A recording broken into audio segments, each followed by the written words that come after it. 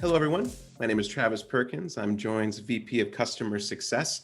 And today we're going to be chatting about using occupancy insights to improve both building value and the tenant experience. Today I'm joined by President of Spear Street Capital, Rajiv Patel. It's a firm that buys and sells commercial real estate in North America and Europe, as well as Join's CEO, Karl. Today they're going to share their priorities for working together as we look forward to the dynamics of the 2021 commercial real estate market. Of course, they'll review examples of using a wide variety of data. Data is the new currency, as we know, about building usage to make better investment decisions and create more attractive offices and amenities. They'll respond to questions, of course, from me, and we'll provide a view from the owner, tenant, and the tech company's perspective as well.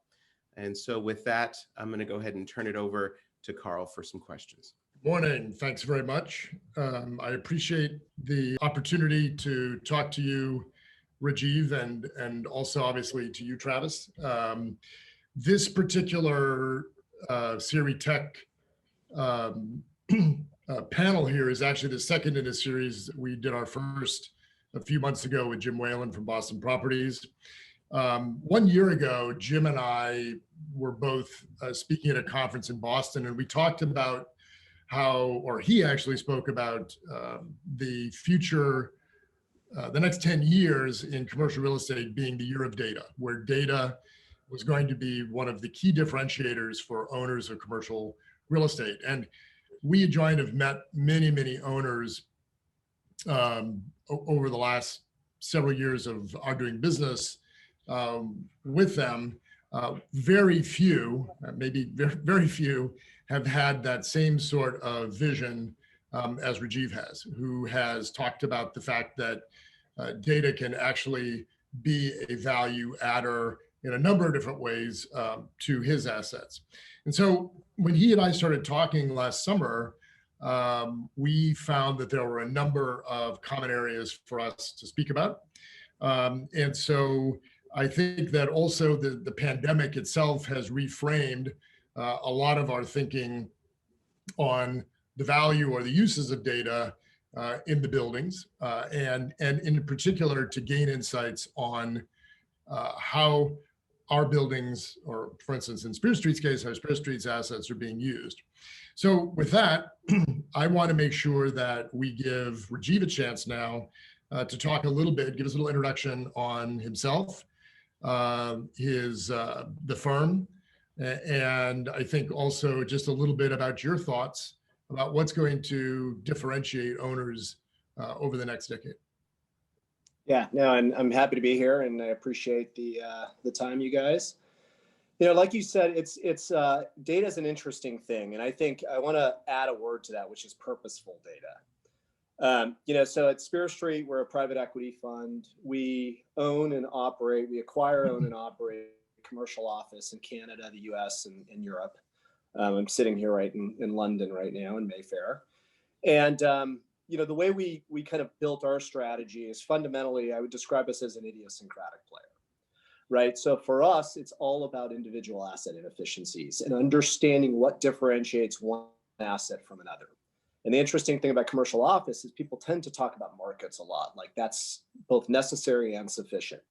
Knowledge about a marketplace is absolutely necessary, but it's not sufficient. And the real, I think, art form of commercial office is understanding the microeconomy of a building. What is the nature of the employees in that building? What are they doing there?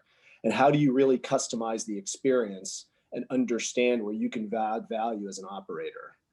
The interesting thing is, you know, in our mindset, if you really think of what an office building is, it's kind of that, you know, I'll use a commonly used phrase, it's that last mile delivery of talent into the real world. That's what an office building really is. And for us, the question is, how do we take deeper and deeper in that supply chain? How do we understand how to address the delivery of that talent, what that talent is doing in our real estate, how we can customize improvements, how we can continue to refresh the improvements we've made and what services those buildings deliver. And so the whole data discussion is really a purposeful discussion around that. I love that, Rajiv. And I would say that it's refreshing to hear someone that realizes what those buildings exist for, right? I think we have a sense of looking at them as just beautiful things in the skyline or assets to be held and sold later. But they really are purposeful. They serve a purpose of that. I love that last mile connecting folks to the outside world. That's great. And so there are a few things that we wanted to touch on in this session, and it will be fairly interactive. So just at a high level, the state of the CRE industry, the roles of technology, big data and competitiveness, the timing of major changes to the public health status, right? Vaccines are rolling out, and what does that mean for the return to work? How asset values in various verticals are affected, right? We're hearing a lot of activity around life sciences. It seems like big tech is really still gobbling up space, which is interesting. And then, of course, how insights into usage patterns affect investment decisions. You know, how do we use that data then, that purposeful data that you mentioned, Rajiv, to look at those different investments? How new classes of digital amenities affect value and differentiation for properties. And lastly, what we should expect from COVID, having put digitization on fast forward, right? That digital transformation that folks were planning over the next decade have happened over the last, call it, 9 or so months. And so, Rajiv, I'm going to turn it over to you a little bit. If you would, I know that you kind of gave us a little bit of an overview of Spear Street as a whole, but, how have you guys adjusted your strategy during 2020?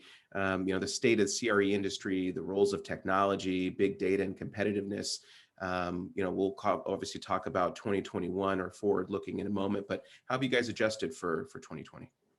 Well, so, I want to frame it in the following. So what's always interesting about poignant events like COVID is the natural inclination for everybody is to immediately determine what they think long-term trends are going to be. Right. So you look at the early 90s, the long-term trend that everyone was articulating then is that no one was going to work in urban areas because of crime issues. 2001, the top of office buildings were going to be 30% vacant because of terrorism. The last 10 years, the suburbs were supposed to be dead. And the last 5, WeWork was supposed to take over the world. Right. So, how people interact with physical space is the most complex algorithm on the planet, and no one's ever going to get it right. And what is the point of data is to understand what really happens, which is slow, dynamic, multi-stage behavioral change around physical space. It's never as binary as people make it out to be, right? The whole world all of a sudden is going to work from home. The whole world is not going to work from home. The whole world's going to go hub and spoke, right? The same people who were prognosticating high density collision points now are prognosticating that. The reality is what you try and do.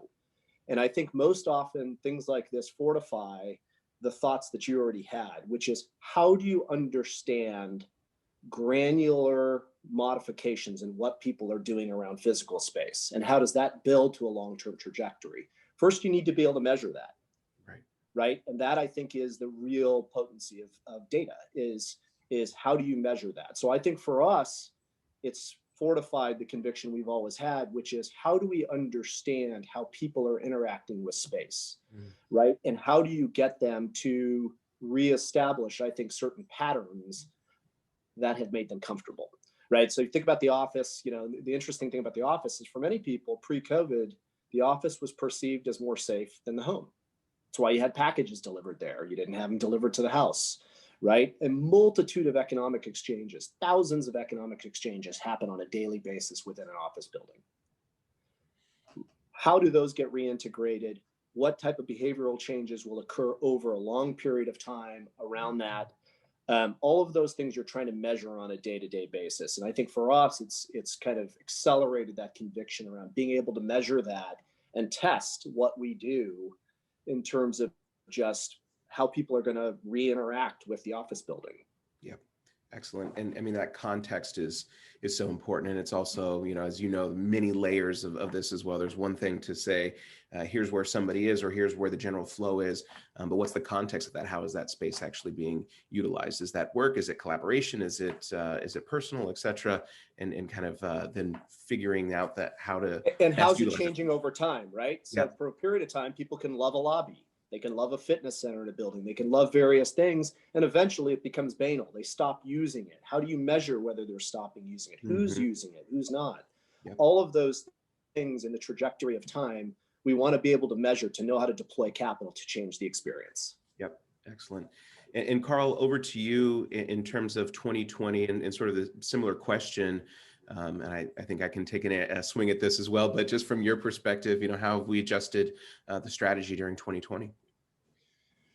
I mean, the big adjustment, I think, actually in 2020, certainly after the pandemic hit, was shifting away. Maybe in many ways, some of that we were seeing sort of the beginnings of the thinking from owners and tenants, a lot along the lines of what Rajiv said, which was they were trying to figure out. I mean, we were first focusing on delivering an experience, a set of digital experiences to tenants, as well as digital experiences or digital services to the owners, but for the simple operation of the building.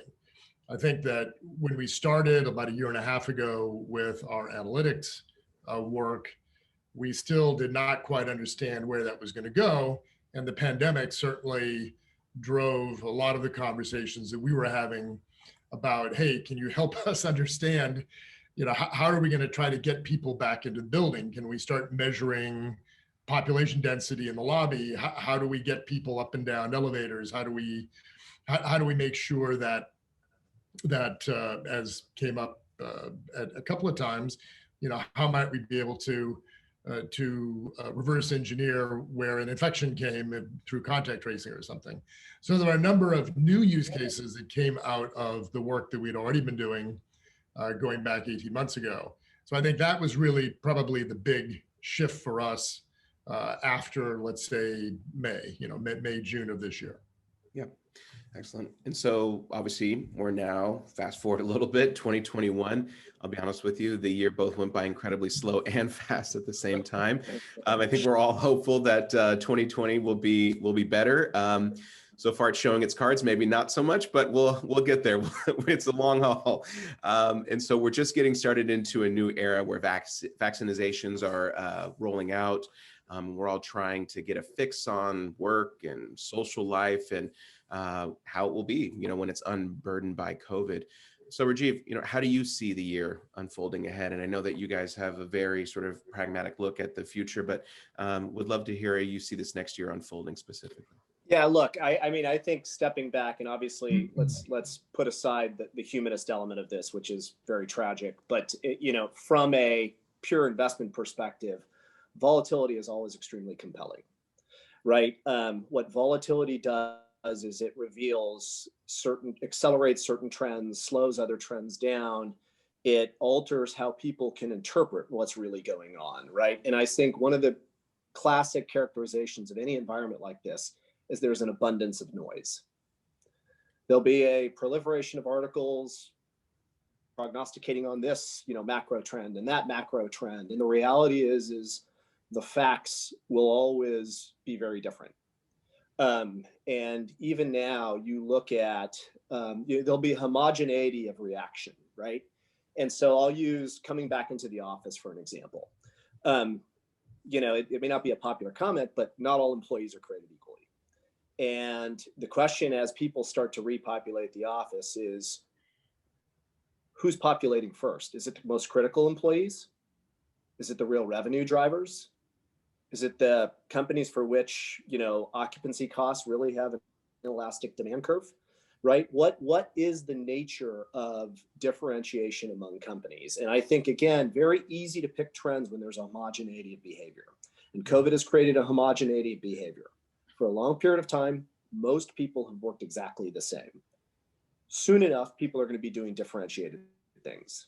They're going to be doing differentiated things because it'll create competitive advantage within their relative companies, right? And then you'll start getting alpha, as opposed to just industries right now are all signified by beta. Everyone's doing the same thing, so it's just about the beta of the industry, right? And so 21, I think, is going to be a hallmark of that differentiation. You're going to start to see outright winners and losers based on tactical moves, and you're going to see a lot of noise. And again, back to data, purposeful data, knowing what data you are trying to get and how you're going to translate that into an action, right? Data for data's sake means nothing. Data that leads to an action is immensely powerful. Yeah. And so, the need to cut through the noise and the need to kind of be able to dissect the homogeneity of prognostication, I think, is going to be the key variables of 2021. Love that, and I think we're very much aligned with that in terms of thinking. And so, Karl, probably about a month ago now, we posted an article about the next two normals, right? One being the vaccination period, which is also sort of a planning period, right? In terms of what this new normal is going to look like. And then the second one being the new sort of post-pandemic normal. And so how do you see the year unfolding?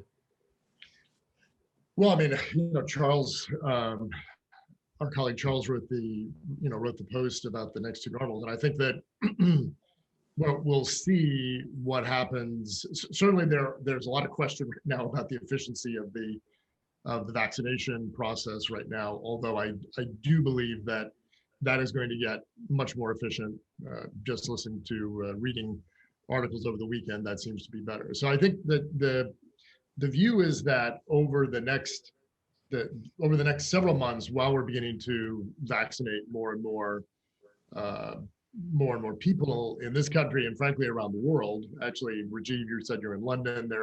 They're actually on a percentage basis doing pretty well. I mean, I think they've done 1.7 million shots in arms in a 60-ish million population. So that's a pretty good rate. I think the first normal is going to be, how do we start engaging? How do we help providing data as well, or how do we engage with the tenants, the occupiers, to understand what their new needs are?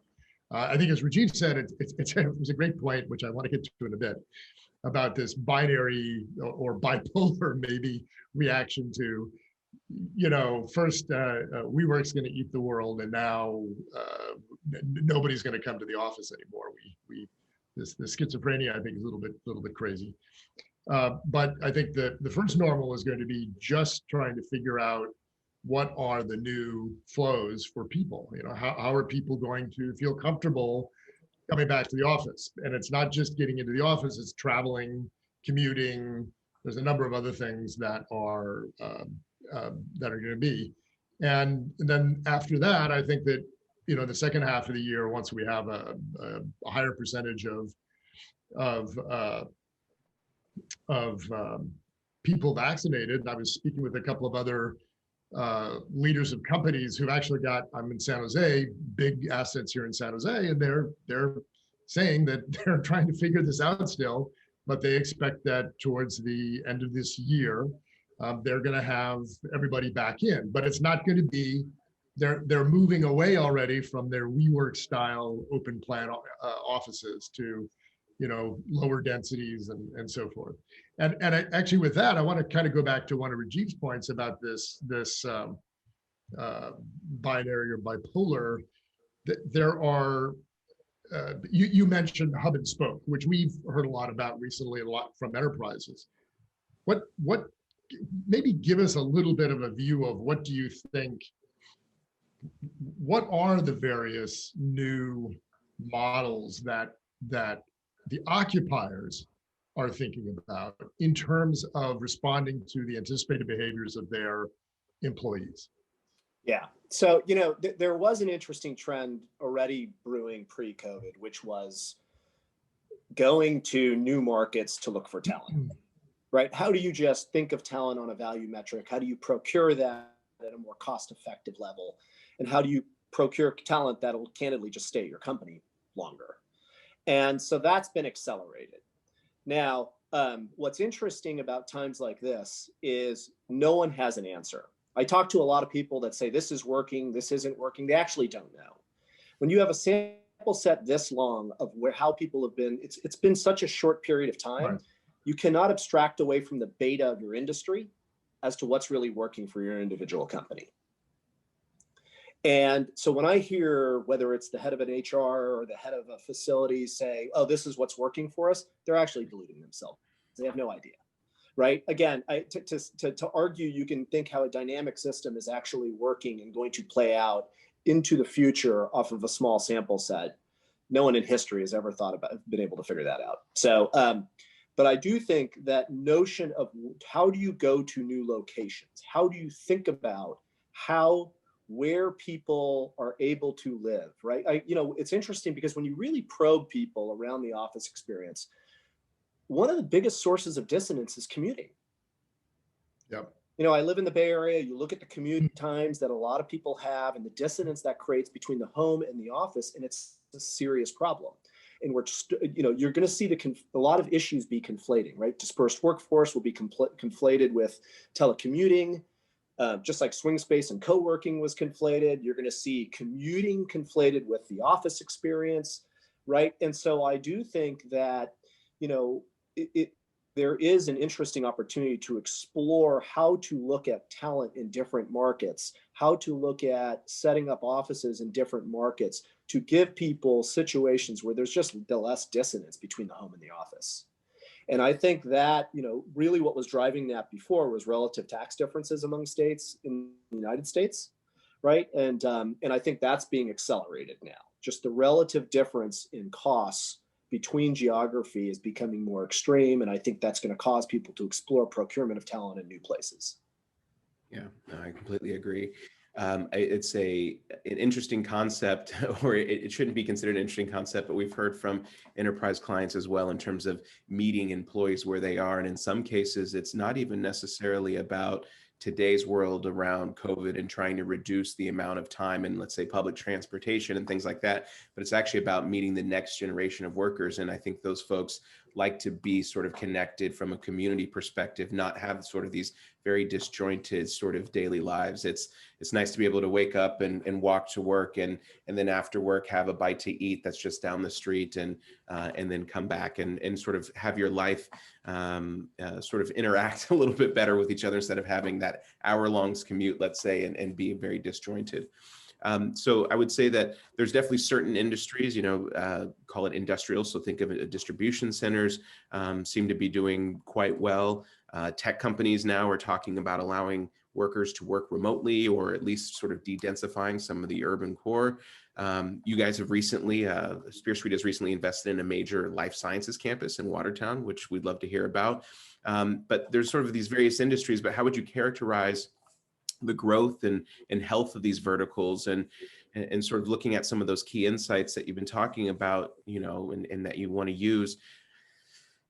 How do you kind of keep a pulse on the changes, if you will, of the health and growth of those specific verticals as well? Yeah. So, I mean, look, it's kind of like you're back to your macroeconomics, where does supply and demand cross? I mean, life science is an interesting space, and it's something where we've always had with our focus on traditional tech, there's always been this crossroads between life science and tech. I really think of life science as purpose-built office. That's all it is, right? No different than production and design and research space or things like that. What's interesting to me is most people's strategy on the investment side is to buy momentum and lever it. And so when you strip beta out of, and I'm talking about specifically commercial office, when you strip beta out of markets like has been stripped out, the capital markets look for a new momentum story. They just naturally look for it. Once they get some fortification, they pile in, right? And you're going to have a world that's starved for yield and growth. And again, people are going to look for that momentum. And you've seen the real estate investment world latch on to life science. I mean, what's interesting for us is, we track about roughly on the software engineering side, 8 to 9 million software engineers worldwide. That's what we track. That's what we roughly think the pool of talent is. The equivalent number on life science researchers is only about 1 million people. And obviously there's huge switching costs within that industry. You can't take an immunologist and make them an oncologist. And there's a high education curve. Mm-hmm. So it's not like you can just flip a switch and all of a sudden, double that or triple that and make, lower the switching costs between specialties. And so, I think there's a lot of things being conflated into, broadly speaking, life science, right? And it is going to be interesting to see how kind of supply and demand overlap. We are seeing traditional pharma companies start dipping into tech for data scientists, right? Things like that. And you're going to see those lines blur.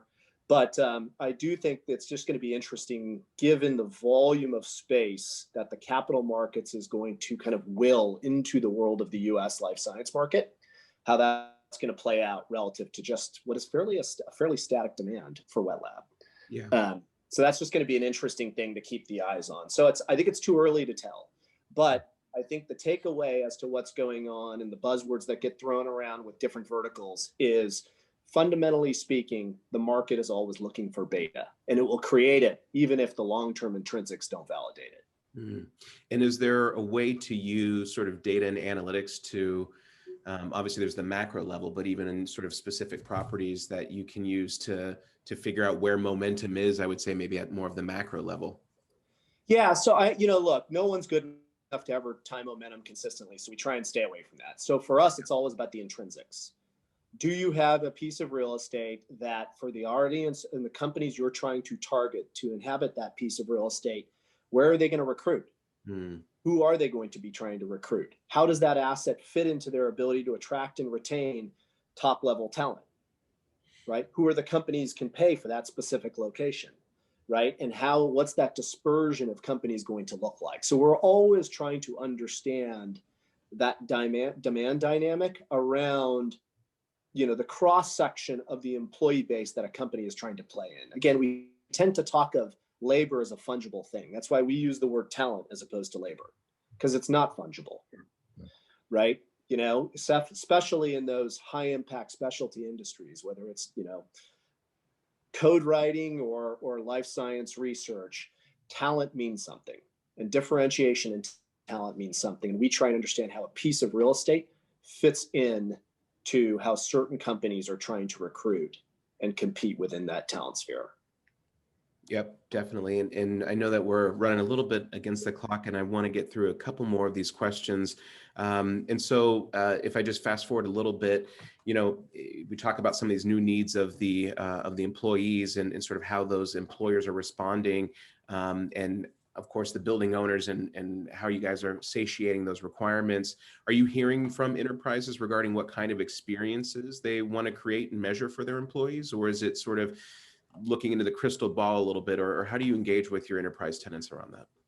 Yeah, so I think it's looking into the crystal ball a little bit. You're certainly hearing from people as to, we think our employees are going to want this, but the word think put in all capitalized, right? I mean, I think that's where, again, understanding what people are really doing in the building is so critical, right? Because again, people have echo chambers, very strong echo chambers right now, heavily biased by their own perceptions of risk and experience, and very dangerous to universalize those experiences in those individual echo chambers. So even who you're talking to and the bias of who you're talking to rings loudly in what people are projecting that employees are going to want. Yep. So I think that data that we're talking about is, what are people actually doing upon reintegration? Who are the first people coming back? Mm-hmm. What's their function? What are they doing? Where are they going? How are they reacting? And how do you make that fluidity easier for them? Mm. And then how do you measure over time, right? How that changes. Old patterns break. I'm always a skeptic that a poignant event changes old patterns that have been fortified for decades. And decades. Exactly. And then so if I turn it back near term, and I want to open it up to both of you on this one, and sort of what are the key actions you would say that real estate leaders should be taking now to get 2021, and I think also all the way to 2031 into the best possible footing? So so where do they get started, because there is so much that they can do?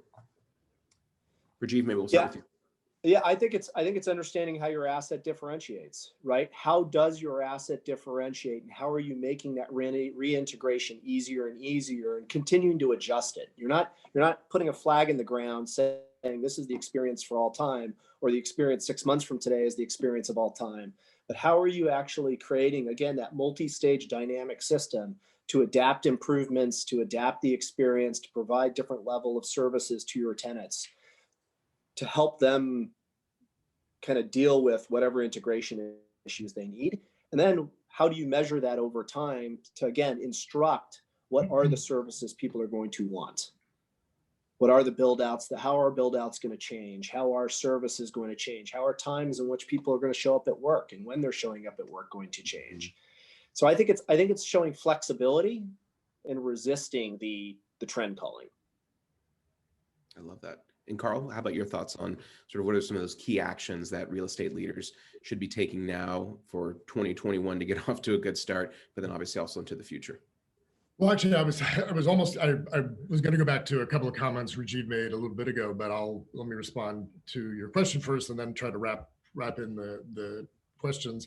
There's clearly, as you know, Travis, we just worked with a large enterprise at the end of last year that had decided to do a couple of things in response to really employee needs. So sort of the forced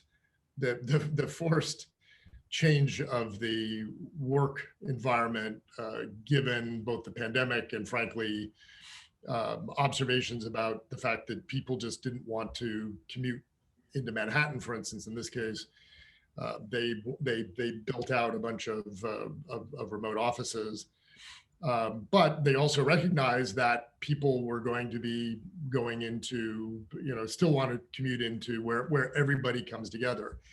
I think that the notion that everybody's going to work, Jack Dorsey's in the news a lot, so we might as well bring it back, for saying everybody at Twitter can work from home permanently. I think that's just not a very practical solution. The reality is that we actually look for an opportunity to be with our colleagues. I mean, I came all the way here, Travis, just to sit and do this recording with you this morning in the office. And we look for an opportunity, and I think that our collaborative efficiency is much greater when we are together working rather than become Zoom zombies, as so many people have become. And so consequently, I think that the reality is the office is going to be very important. So therefore, what both owners and the tenants that are setting that up, they've got to begin, I think that many of them already are, they've got to think about what are the changes to make people comfortable. How do we provide information that gets ultimately the end user, meaning the employee, to feel confident that person's coming back to an environment that is safe, that is healthy, where if something happens, they know how to get support, how to get help, and so forth. And that's why we think that and I think Rajiv and his team see this as well. That's why all these elements of data are not just about benefiting companies like Spear Street, but also ultimately their value add to the tenants, because the tenants are also themselves trying to figure out how do they make more effective use or more efficient use of their space and to entice their employees back in. Thank you. That is fantastic, and I think a great place to leave it. So Rajiv, Karl, thank you both so much for being here. We do really appreciate your time. And for those that are in the audience, please join us now for our session where we will be both answering live questions and go into examples of actions owners and enterprises are taking now to be able to attract tenants and workers back to the offices and other kinds of workplaces. So we look forward to chatting more in a bit, but thank you again both, and have a great rest of your day. Thank you very much. Thank you, guys. Thank you.